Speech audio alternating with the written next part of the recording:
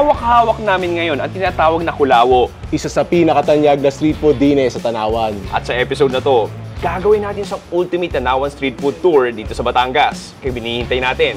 Tara! Sa video na to, gagawin natin isang ultimate Batangas street food tour sa bayan ng Tanawan. Mula sa alamat na bentahan ng kakanin. Pero pag isipin mo sana all, no? Lahat may kayakap. Tanawan iconic laman loob soup. Ate, nakakailang kilo kayo sa isang araw? Sa isang araw siguro. Kulang-kulang 100. Pansit Kantunan simula noong 1990s pa. Sabihin man nila na pansit na to pwede nang lutuin sa bayan. Pero kita mo, ginawa niyang business 30 plus years. At marami pang iba. Yung quick nila nakakaubos ng 1,500 pieces. Yun! 1,500 pieces with free Wi-Fi! Ready ka na ba? Tara!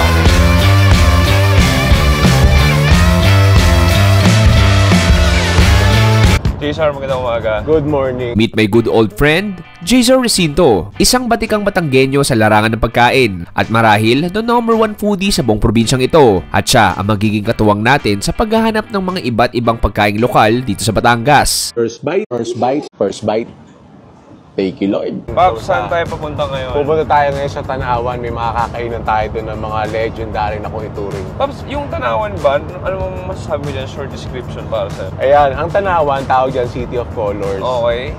Actually, di ko alam kung bakit Pero kung makikita mo yung ano nila, yung City Hall nila, talagang colorful na naman. Tapos ang Tanawan, kilala din yan na kumbaga parang gateway to Tagaytay. Actually, maano na siya medyo malaki na siya, medyo progressive na rin, medyo malaki na rin. Isa sa mga cities dito sa Batangas. Anyway, Pops, medyo tanaw ko na ngayon ang Tanawan. Ang Tanawan. So ready na ako mag-breakfast sa unang food trip natin sa Tanawan. Kapag unang beses mo sa isang bayan sa probinsya at naghahanap ka ng mga lokal na pagkain, sa lokal na palengke agad ang dapat na destinasyon mo. At dito sa merkadong ito, ay mahanap mong isang tindahan ng kakanin na hindi magkamayaw sa pagsaserve ng kanyang mga parokyano. Welcome to Alma's Native Delicacies. Mula sa bibingka, pichi-pichi at kung ano-ano pang kakanin ay meron yan si Ate Alma. At di na kami nagpahuli ni Jaysar at mag-almusal na kami.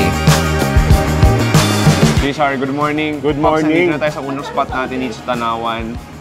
Grabe yung tao. Di ba? Wild, no? Wild, Pops. Like, come and go. Pati yung mga kamay. Pops, pansin ko, ang bilis na ng kamay niya. Tapos yung mga customer, decisive na sila. Alam na nila anong orderin. Kasi mga suki na yan Talaga mga suki na lang. Yung iba dyan, pagdating, alam na ni Ate Alma kung ano yung orderin nila. Itong nasa kamay natin ngayon, ito yung pinagmamalaki ng Tanawan na sumang magkayakap. Bakit kaya siya magkayakap? Kasi dalawa yan dalawang piraso yan pag ano, di ba? Yung parang ito, nung bago i-serve yan, magkayakap yan, tapos nakatali yan, dalawa. Okay. So meron bang version ng garniang Maynila? Wala, parang ganun, latik lang usually. Kuha ako, okay, kapal talaga siya. Siguraduhin mo, meron yung sauce na yan. Yung sauce, sige, kuha tayo. Wow, few milliseconds pa lang pare pagdapo ng dila ko. Di ba? Balot na balot yung tamis. Tamis? Yung tamis niya. Latik na Yung coconut sweetness nandun, sarap. Tapos yung pinakasuman, wala masyadong tamis yan. Parang kaya talagang partner talaga yan. Imaginein mo, ito yung almusal mo tapos kape. Ang sarap nun. Good morning talaga yun. Yung suman niya, very moist outside May konting fragrance din siguro dahil sa dahon. Sarap pag isipin mo sana all, no? Lahat may kayakap. Oo nga Buti pa yung suman, may kayakap dito sa Tanawan. Sarap! Okay, next batch ng kakanin natin. May tatlo tayo dito. Ito yung mga nung huli ko nasubukan, ito yung mga nagustuhan ko talaga. Okay, sige. Itong nasa kaliwa ko, ito maha to. Sige, try natin to. Sige, yan. Hindi ko ng maha. Okay, para siyang jelly. Ang creamy, ang milky. Creamy, no? Smooth. Ito yung bibingkang malagkit. Ito talaga yung paborito ko. Actually, ako rin Niligaw sa ganito sa mga palengke. Init pa. Minit pa, no? Latik. Dahil ko lang nakaing latik na may bibingka malagkit. One of the best versions ng talaga, latik. diba? Legit Parang siyang melted. Na toasted. Kaya ang ganda ng pagkakaluto na sa ibabaw. Yung iba kasi, although masarap din yun, medyo may crunchy parts na may tigas na part. Ito ang creamy no? Sinaunang tawag din daw, bulang lang. Pero ngayon, bibingkang buko. Kasi yan, may buko yan sa loob. Okay. Para itong buko pa exactly. Pag natimusan mo yan, Timot, tikman mo rin. Sige, cheers. Wow. Parang buko pie din no? Na mas slimy, na mas chewy. Oh, yung may... less sweeter. May ligot na part. Pero ito, sa mga na-try mo, ano yung pinaka-paborito mo? Nung ganun tanong ha, Oo. sa suman na magkaya ka pa ito, bibingka. Pareho tayo. Anyway, Pops, dito pala nagsisimula yung food trip natin sa Tanawan. What a way to start. Oo. To fill our belly. Anyway, proceed na sa next food trip dito sa Tanawan.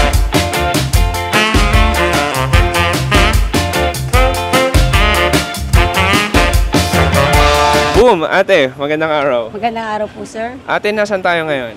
Nasa Kulawan ni Venus. Marahil ang pinaka-iconic na putahe na matitikman mo sa Tanawan ay ang tinatawag na kulawo. May resemblance ito sa tinatawag na gotong Batangas. Pero pagkakaiba nito ay bukod sa baka ay may halo rin itong kalabaw. Ang tanong ko pa, sa itong kalawuan dito, paano siya naging isang institusyon dito sa Tanawan? Parang ever since pa talaga, sikat natin yung kalawo dito. Ano pa eh, since 1971 pa, ganun katagal. Ang kung tama ang tanda ko, yung may-ari, dati nagtatrabaho sa ibang kulawuhan. Tapos yung nakapag-asawa ay nagtayo ng sarili niyang kulawuhan. So itong kulawo, baka? Baka, saka may halo yan na kalabaw. Okay. Yun ang alam kong pinagkaiba niyan sa goto ng Batangas. So mix siya ng kalabaw tsaka baka. Ate Lourdes, ang tanong ko sa'yo, usually sino mga customers niyo dito? Sir, minsan sir, mga estudyante, saka yung mga trabador. Saka talagang pinupunta kami dito, sir. Ate, nakakailang kilo kayo sa isang araw? Sa isang araw, siguro, makulang-kulang 100. Kasi, 100 kilos, 24/7 kasi kami, sir. Oo. 24/7 dito. So ate, kahit yung mga galing lang sa inuman, nakakain dito? Yes, sir. Kasi mga lasing, sir. Pangpahulas, ano? Oo, tama. Kahit nakilang bote ka pa ng pulang kabayo kagabi, matik tanggal yung amats mo dahil sa kada higop ng kulawan ni Ate Vina ay talaga namang mabubuhayan ka ulit. Nagsisimula sa paghiwa ng iba't ibang laman loob at karne. Then, bubuhusan na ng napakainit at napakamalasang kaldo ng kanilang kulawo. Then boom, ready to serve. Okay, ito na moment of truth, Pops. Ang tagal na natin dumaldal. Higop na tayo agad. Yun. Sige. Sabaw agad. Sabaw. Tikman natin. Oh, wow. Uy. Maanggo siya, pare. In a good way. In a good way. Yung natural na anggo ng mga lamang Parang loob, fatty yung texture niya. Ma-pepper din siya. Parang siyang crossbreed ng kaliskis sa Pangasinan. Yun ang gusto ko matimusan, Tsaka, no? Gotong Batangas. Oo. Definitely very organic yung lasa niya. Oo. Yun naman ang habol mo eh, no? Ba't Oo, yun naman actually, ang order masarap ng naman. ganda kung Oo, ano eh, masarap. no? Pops, this is like a Russian roulette of different internal organs. Just choose your poison, pare. So may baga tayo dito, May bulaklak, bulaklak, karne, taba, balat. Oo. Ay, sige, bahala na. Lagay tayo na, siyempre, Batangas ka, sibuyas, sili, patis. Lagay natin. Yun. Oo, na masarap na kagat. First bite, pare. First- Ay, actually, mga fourth bite na. Fourth to. bite. Fourth bite, thank you, Lord. Thank you, Lord.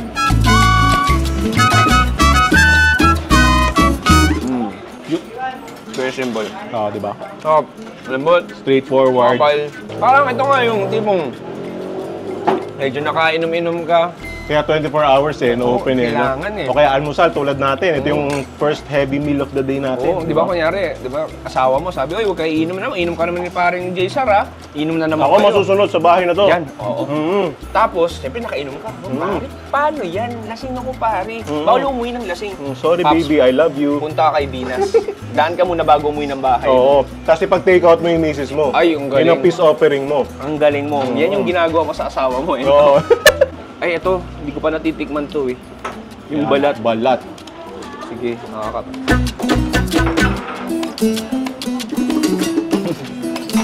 Parang ito talaga masasabi kong very public market food. Anyway, Pops, ang sarap nito. Pero di pa tapos food natin sa Tanawan. Isa lang to sa pinakasikat dito. Iba kang tayo pupuntahan dito sa Tanawan.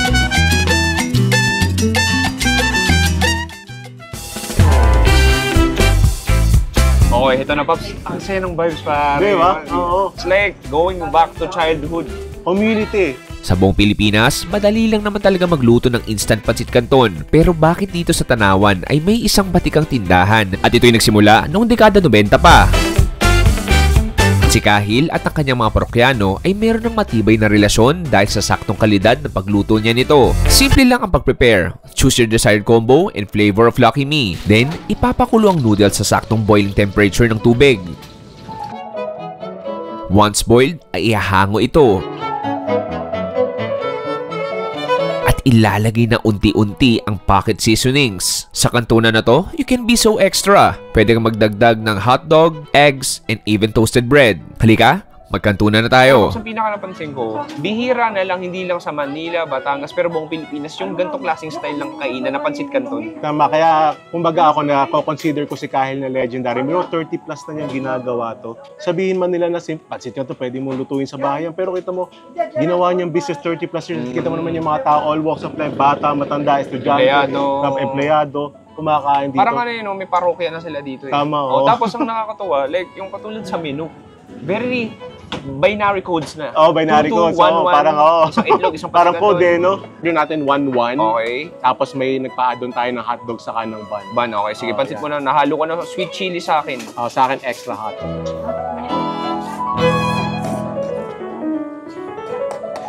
Feel ko ilang taon na hindi nakain ng pansit canton. Reward to. Reward no? Reward ng simple. Oo. Pero sobrang immaculate niya para sa akin. Ay, muna sa lahat, classic pancit canton, chewy noodles, sweet spicy flavor nandun, MSG flavor nandun, yung alat nandun, at yung comfort nandun. Tama. Saka yung ganda ng pagkakaluto niya. Kasi ako gusto kong ganitong luto Yung al dente, ayoko nung labsak Pwede naman kainin sa bayan, ba't dito kayo nakain? Yung sense of community. Actually, Nakasama mo nandito yung mga kapitbahay mo, mga kaklase mo, dito kayo magkikita-kita. ang maganda dyan, kailangan mo talagang samahan. Ay! Yun na, sakto. So, binabasag ko yung itlog para mas maging creamy yung ating pansit. May itlog naman.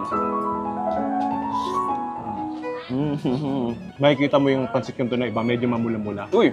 Kasi, nilalagyan ng ketchup. Parang pansit masyang pala Oo, to. pansit masyang. Sige. Oo. Ay, sorry po. Ayan, katulad yan. Ito si Tatay Hill. Oh, Ayan, the legendary. Ayun, Ang alamat. 30 plus years. Ang FPJ ng pansit canton. Ayoko ma-overdo. Extra flavor lang. Gusto ko rin malasahan yung pansit This time, Pops, sasabayan ko ng bun. Bun. Yung tinapay.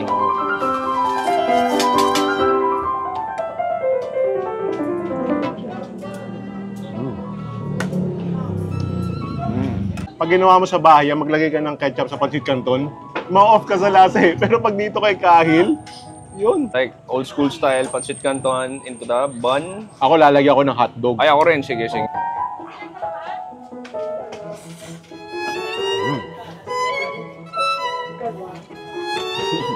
Ay, all day talaga, pare, Talaga, no? oo. Kung may breakfast all day, Oo. dito pansit canton all day, pare. All day, oo. Iba, Hanggang mayroon mamaya. tanghali ngayon. Oo, pero kita Pero mo, ito yung lunch nila. ang iisipin mo, hinahanap ng mga tao, adobo, Ay, fried oo. chicken dito. Kulawo. Pwede, Kulawo. kulawo. Oo. Ang gandang spot na to. Ubusin ko na to. Oo, ako din. Off-cam. At tapos si Tenex Food Trip.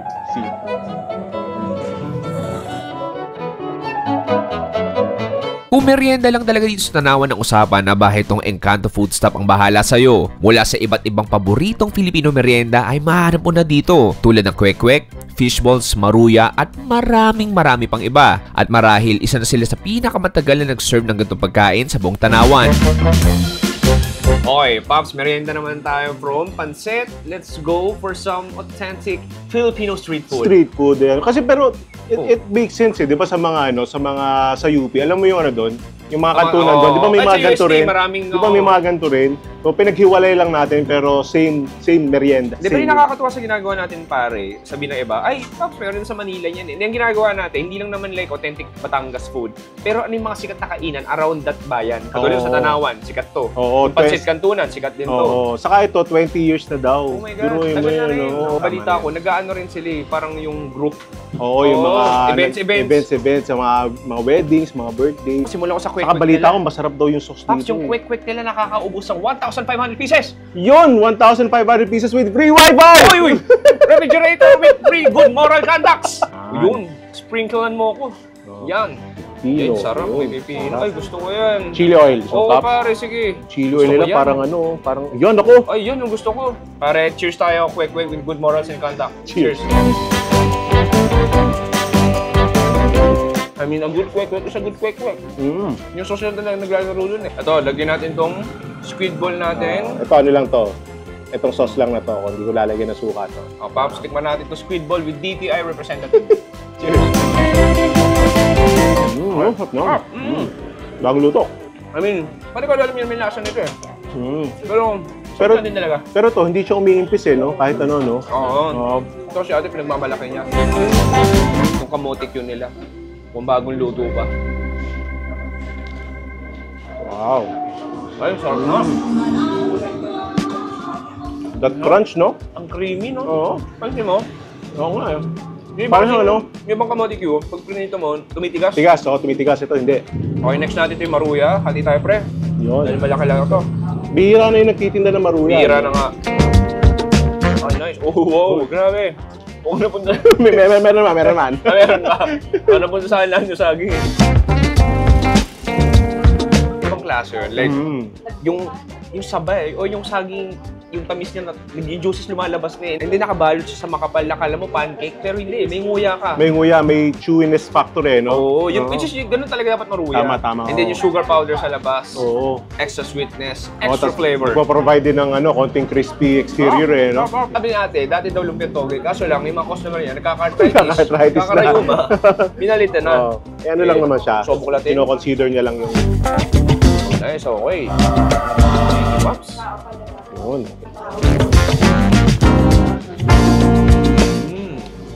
Sabi suka, no? Ang sarap inumin ah. Classic, typical Filipino street food. Pero yung kalidad, pinagandaan. Linis, kalidad, sausawan, serbisyo, Walang tapon. walang tapon, At pinakamaganda dyan, panglamig. panglamig. Cheers. Cheers.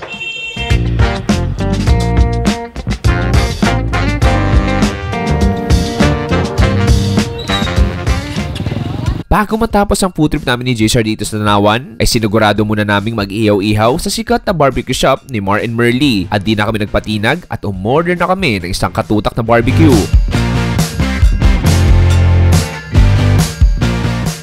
Okay, JSR, last food trip natin. Last food trip natin, narinig tayo sa Mar and Merly Barbecue. Ang tawag din ng mga taga-Tanawan, mga karatig bayan, isawan sa likod ng KFC. Uy, Kasi dahil dati dati, may KFC dyan, kaso nagsarado na yung KFC, nandito pa yan. Ganto kalupit yan. natalo nila yung KFC. Oo, natalo yung KFC. Oo, tira na ako agad isaw. Sige, maganda ng ano, pagkatosta, no? Yan yung gusto mo eh. Ito talaga yung panalo sa mga yan. suka. Tapos may sibuyas. Yung malambot, tapos may crisping yung pagkakaluto. Ayun yung barbecue sauce, pare. Balot na balot siya. Balot Kada na balot molecules. to. Tama, yan, Nung no? isaw. Mhm. Tapos ang ganda lang dito, no? Ganito yung pagkain dito. Ay, Oo. pag sausaw nun, lalagyan mo talaga ng sibuyas. Harap. Ang ganda ng pagkain, ang ganda ng lambot eh. No? Mhm. Sa ato, hindi lang tayo talaga sobrang busog. Masarap talaga dito may kanin. Yun talaga yung mga... Pag makikita mo yung mga kumakain talaga, yun talaga may kanin. Ano, Brad, alam mo, ako ang barbecuehan. Zone besides Mindanao. Ito yung mga pagkain na pag hindi maganda yung lasa o pangit lasa, kasalanan mo na yun eh. Oo. Kasi simple lang eh. Di ba? So, it's all about quality, preparation, Oo. marination, Oo. na halos lahat naman ng barbecue sa Pilipinas, di ba, same wavelength, Oo. pero paano mo pagagandahin yung quality? Itong barbecue nila, lagyan natin ng konti. Tapos, ng dessert. Yun, sige. Yan.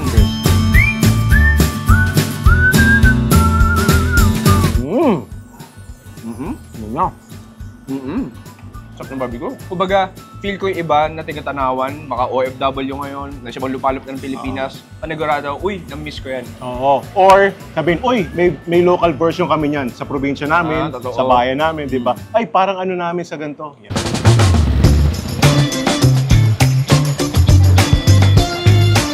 Okay, pare, dito nagtatapos sa ating Ultimate Tanawan Food Tour. Pops, JSR, maraming salamat. Grabe, pare.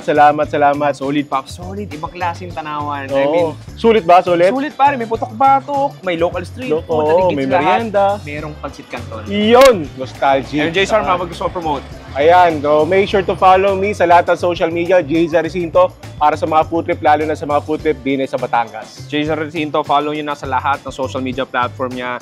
First Bite, thank you, Thank Lord. you, Maraming Lord. Salamat. Sa panonood ako si Chewy, kasama si JSR nagsabing, stay safe, good night, and good bye. Bang! Grabe, tawa si Kuya. Meron ginagawa ng vlogger na yan. may Cut. Try mong inumin yung suka. Quality. Huwag mo inumin yan. Sorry. Dapat sabi mo, Huwag mo inumin yan. So parang through the years ay talagang na-master na nila, na perfect na nila. malapit na ako kumanta doon ng Oh. Through the years. Beer nga dyan. Oo.